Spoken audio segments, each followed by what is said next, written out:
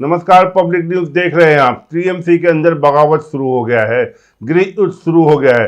ममता बनर्जी की अरियर राजनीति और उनकी पार्टी पर लगने वाले गुंडागर्दी के आरोप का विरोध पहले सिर्फ दूसरी पार्टियां करती थी, लेकिन अब हालात ऐसे बनते दिखाई दे रहे हैं कि टीएमसी के अंदर से ही ममता बनर्जी की नीतियों पर सवाल उठने लगे हैं।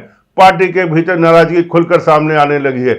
सबसे बड़ी वजह यह बताई जा रही है कि ममता बनर्जी अभी भी हार स्वीकार करने को तैयार नहीं दिख रही हैं। उनका लगातार यही कहना है कि चुनाव में गड़बड़ी हुई, चुनाव आयोग ने गलत किया और उन्हें हरा दिया गया। लेकिन अब पार्टी के अंदर ही कई नेता इस लाइन से सहमत नहीं दिखाई दे रहे हैं। यही वजह है कि टीएमसी के अंदर गुटबाजी भी बढ़ती नजर आ रही है। जो छोटे छोटे मतभेद पहले दबे रहते थे, अब खुलकर सामने आने लगे हैं। जब तक ममता बनर्जी मजबूत स्थिति में थी, तब तक कोई खुलकर विरोध नहीं करता था, लेकिन जैसे ही राजनीतिक स्थिति कमजोर हुई, वैसे ही पार्टी के अंदर अलग अलग गुट सक्रिय होने लगे। हर नेता अब अपना भविष्य देखने लगा है और इसी कारण पार्टी के भीतर अलग अलग धाराएं बनती दिखाई दे रही है। इसी बीच टीएम सांसद सौगत राय का बयान काफी चर्चा में है। जहां ममता बनर्जी लगातार चुनाव आयोग को हार के लिए जिम्मेदार बता रही है, वहीं सौगत राय ने पार्टी के अंदर अंदरूनी कमियों को हार का कारण बताया। उन्होंने साफ कहा कि स्थानीय स्तर पर जो दादागिरी और गुंडागर्दी चल रही थी, उसने जनता परेशान हो चुकी थी, लोगों के बीच नाराजगी बढ़ रही थी, लेकिन पार्टी उसे समझ नहीं पाई। उन्होंने यह भी कहा कि चुनाव के दौरान हिंसा, हथियारों का इस्तेमाल, लोगों को डराना धमकाना और वोटिंग प्रभावित करने जैसी बातें भी पार्टी के खिलाफ गई। सौगत राय ने एंटी इनकम्बेंसी की भी बात स्वीकार की। उनका कहना था कि पार्टी यह समझ ही नहीं पाई कि जनता के बीच नाराजगी कितनी ज्यादा बढ़ चुकी है। उन्होंने हिंदू वोटों के एकजुट होने की बात भी कही और माना कि टीएमसी इस बदलाव को समय से पहले समझ नहीं पाई। यही बयान अब पार्टी के भीतर बगावती सुर के तौर पर देखा जा रहा है। टीएमसी के प्रवक्ता रिजू दत्ता ने जो कहा, सुनकर आपके रोंगटे खड़े हो जाएंगे। रिजू दत्ता ने कहा कि आप सब जानते हैं 4 मई को बंगाल विधानसभा के चुनाव समाप्त हो गए थे। बंगाल के लोगों ने भाजपा को दोनों हाथों से आशीर्वाद दिया और बंगाल में बदलाव हो रहा है। इस महीने एक नई सरकार बनेगी, लेकिन आज का मेरा वीडियो के बारे में नहीं है। 4 मई से मेरे साथ व्यक्तिगत रूप से क्या हुआ इस बारे में है। आप सब जानते हैं कि मेरी पार्टी तृणमूल कांग्रेस ने मोदिनापुर काउंटिंग ऑब्जर्वर भेजे थे। जब हमने बंगाल में भगवा की सुनामी देखी, जब मैं नतीजों के बाद घर लौट रहा था, तो स्वाभाविक रूप से जो भाजपा कार्यकर्ता इतने दिनों से दबे हुए थे, उन्होंने झंडे, नारे और गाने के साथ अपनी खुशी व्यक्त की। उसी पल मेरी गाड़ी भाजपा कार्यकर्ताओं के सामने आ गई। मेरा ड्राइवर मुस्लिम है, मैं आगे बैठा था। मैं क्या कहना चाहता हूं, अगर मैं आज ये शब्द नहीं बोलता तो पाप होगा। देखिए कितनी बड़ी बात कह रहे हो। उस समय अगर वे चाहते तो मुझे मार सकते थे, गाड़ी तोड़ सकते थे, मेरे मुस्लिम ड्राइवर को भी मार सकते थे, लेकिन उन्होंने ऐसा कुछ नहीं किया। वे आगे आए, हाथ जोड़े और बोले, रिजू दा को जाने दो, रास्ता साफ करो। वही 4 मई की रात को मेरे घर के सामने बहुत तनाव था। मेरी माँ जो एक गैर राजनीतिक है, उन्हें धमकी दी गई। मेरी पत्नी जो एक प्राइवेट कंपनी में काम करती है, उन्हें धमकी दी गई। मुझे भी बहुत गालियां मिली। मैं दीदी के पक्ष में चुनाव का दौरान पूरी ताकत से लड़ा। फिर भी अपने परिवार की सुरक्षा के लिए मैंने भाजपा नेताओं को संपर्क किया। बड़े गौर से सुनिए, किसको संपर्क किया? भाजपा नेताओं को संपर्क किया, जिनसे मेरे अच्छे संबंध थे। मैं स्पष्ट रूप से कहना चाहता हूं कि दिल्ली और बंगाल में भाजपा नेताओं ने मुझे खुलकर कहा, आप अपने परिवार की चिंता बिल्कुल मत करो, आपके परिवार को कोई हमला नहीं होगा। उन्होंने कहा, अगर कोई समस्या हो तो हमें फोन करना। वे व्हाट्सएप पर बार बार संपर्क में रहे, कोई समस्या नहीं हुई। अगर मैं ये नहीं कहता तो पाप लगता। उन्होंने साफ साफ कहा कि रिजू, तुमने जो भी डायलॉग दिए, कार्यकर्ताओं के दिल में गुस्सा तो है, लेकिन हमने किसी माँ बहन को नहीं मारा, हमने कभी अपने परिवार के बारे में नहीं बोला। और आज मैं ये कह रहा हूं, शिवेंदु दा, मैं आपसे माफी मांगता हूं। मैं पहले दबाव में था, लेकिन आज मैं आपसे माफी मांगता हूं। वही पार्टी में केवल सौगत राय ही नहीं, बल्कि महुआ मोइत्रा जैसे नेताओं के रुख में भी भिन्नता दिखी है।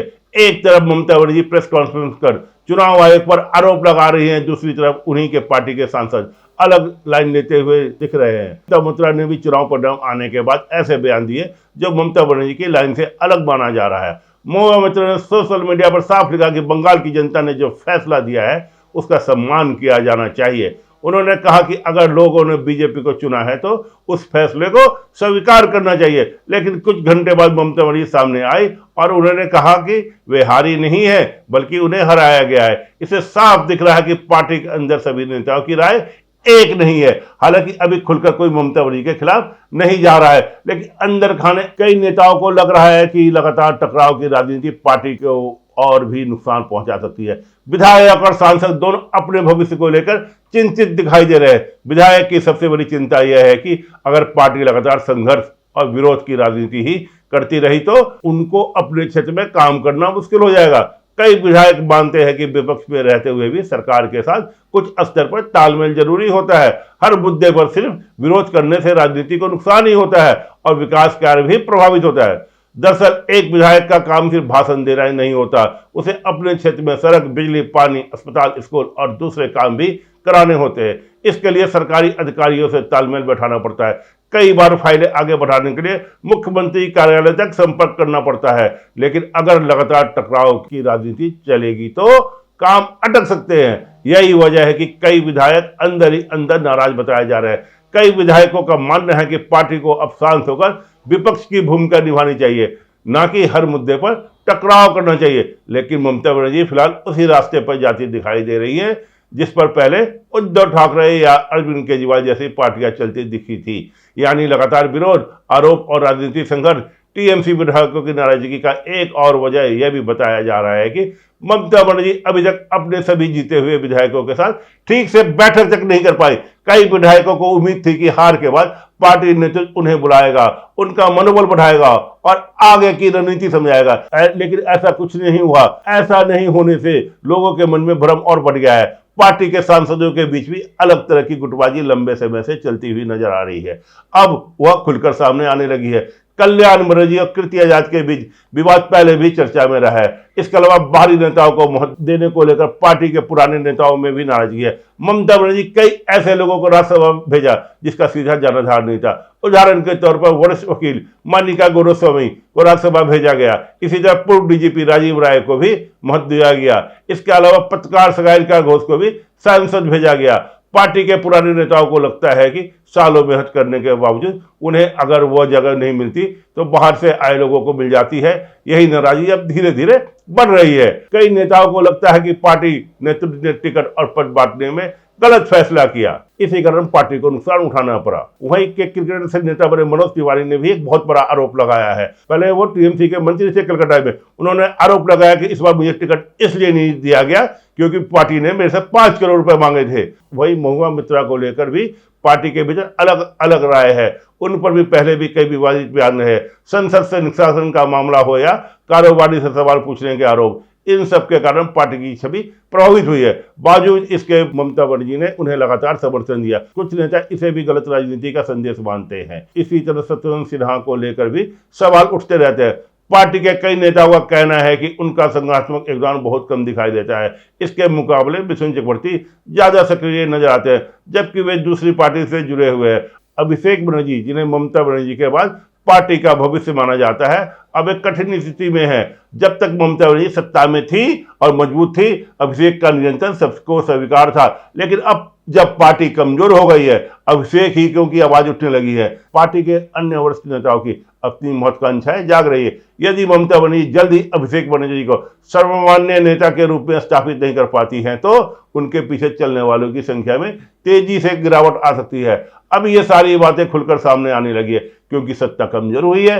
जब कोई पार्टी मजबूत स्थिति में होती है तो विरोध दबा दिया जाता है, लेकिन हार के बाद महत्वाकांक्षाएं बढ़ने लगती है। यही हाल इस समय टीएमसी का बताया जा रहा है। लोकसभा और राज्यसभा दोनों स्तरों पर पार्टी के भीतर भविष्य को लेकर भी चिंता है। आगे राज्यसभा की सीटें कम हो सकती है क्योंकि विधानसभा में ताकत घटने से समीकरण बदल सकते हैं। ऐसे में पार्टी नेतृत्व पर दबाव बढ़ेगा कि बाहरी लोगों को महत्व दिया जाए या पुराने नेताओं को मौका मिले। यही वजह है कि पार्टी के भीतर उथल पुथल का माहौल दिखाई दे रहा है। विधायक परेशान है और आगे की दिशा क्या होगी। सांसदों के बीच गुटबाजी बढ़ रही है।